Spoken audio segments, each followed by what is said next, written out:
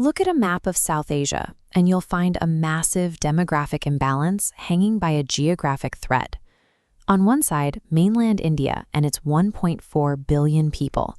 On the other, 8 northeastern states, home to nearly 50 million citizens. The sole physical link between them is this slender strip of land, the Siliguri Corridor. Geopolitically, it is known as the Chicken's Neck. It runs about 60 kilometers long, but at its narrowest point, it pinches down to just 20 to 22 kilometers wide.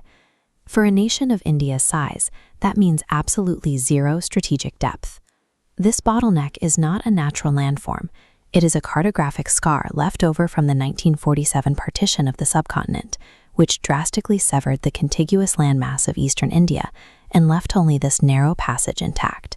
Sitting in the Terai region at an average elevation of just 122 meters, the corridor rests on a highly earthquake-prone foundation of loose, sandy, and silty soil.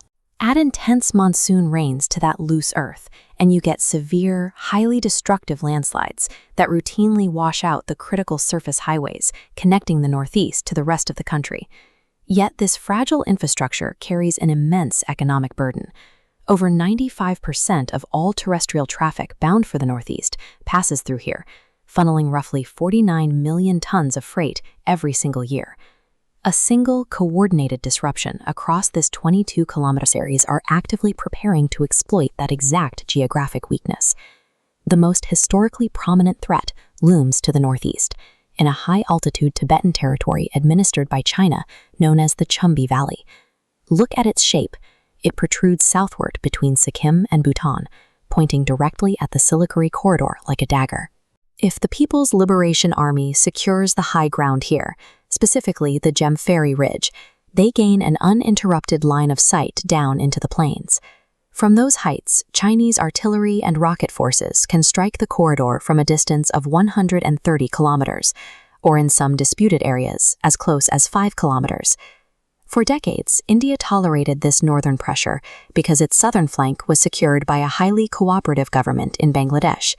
But in August 2024, violent student-led protests completely collapsed that security architecture by ousting Prime Minister Sheikh Hasina.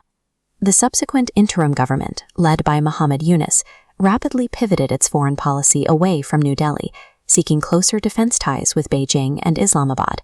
Yunus even explicitly suggested that Bangladesh possessed the geographic leverage to throttle India's landlocked northeast. These threats materialized quickly.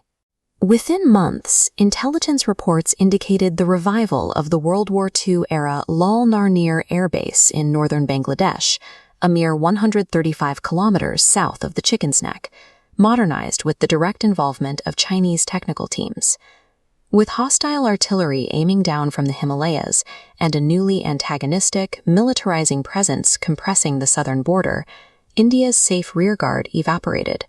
The corridor was now trapped in a highly volatile 360-degree siege. Faced with encirclement, the Indian Army's Trishakti Corps initiated a massive ground mobilization. They deployed up to 60,000 troops trained in mountain warfare and rapidly constructed 3 new offensive-ready garrisons right along the borders. Next, they locked down the sky. To ensure no surveillance drones or hostile aircraft could monitor troop movements, the military established an impenetrable anti-access area denial bubble over the entire region. This airspace is now enforced by S-400 missile defense batteries. These active radars can track and destroy targets up to 400 kilometers away, effectively neutralizing the new aerial threats emerging from the south. But air defense cannot protect heavy armor moving on the ground. A main battle tank is still highly vulnerable to precision artillery strikes when driving on the exposed surface roads beneath the Chumbi Valley. So India decided to hide the logistics. In early 2026, the government announced an unprecedented engineering endeavor, boring twin railway tunnels 20 to 24 meters beneath the surface, dissecting the entire 40-kilometer stretch of the corridor. Engineered to support massive 25-ton axle loads, this subterranean railway is built specifically to transport heavy military hardware at high speeds. Above ground, enemy satellites see nothing but dirt. Below ground, mobile missile launchers and tanks can mobilize entirely undetected. This subterranean hardening completely nullifies China's topographical line of sight advantage. India took its most exposed logistical artery and buried it, turning it into an invisible, strike-proof lifeline. Defending the 22-kilometer bottleneck is critical, but it doesn't solve the core macroeconomic problem. You cannot physically stretch a narrow piece of land to fit more civilian trucks. To relieve the pressure, you have to bypass the map entirely. India is aggressively shifting massive volumes of civilian freight away from the terrestrial highways and onto National Waterway 2, floating goods directly down the Brahmaputra River to ease the surface congestion. Further east, they are executing the Kaladan multi-modal project. This massive infrastructure network routes commercial shipping through Myanmar and directly out to the sea, slashing transit times to the northeast without ever touching the Siliguri Corridor. But physical infrastructure is only half of modern defense. Securing these volatile Himalayan borders requires dominating the cognitive domain, controlling the psychological narrative of exactly who owns the land. In late 2025, the Indian government weaponized tourism.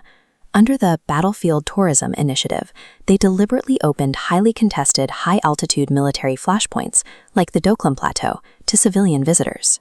By placing civilian tourists directly on the edge of the Chinese Dagger, backed by regulated military oversight, India is making an absolute assertion of sovereignty. It transforms an active border dispute into an undeniable monument of national territory. The Siliguri Corridor was once an indefensible cartographic anomaly waiting to snap. But through subterranean engineering, aggressive missile defense, and calculated psychological maneuvers, adversaries can no longer view the chicken's neck as a fragile vulnerability.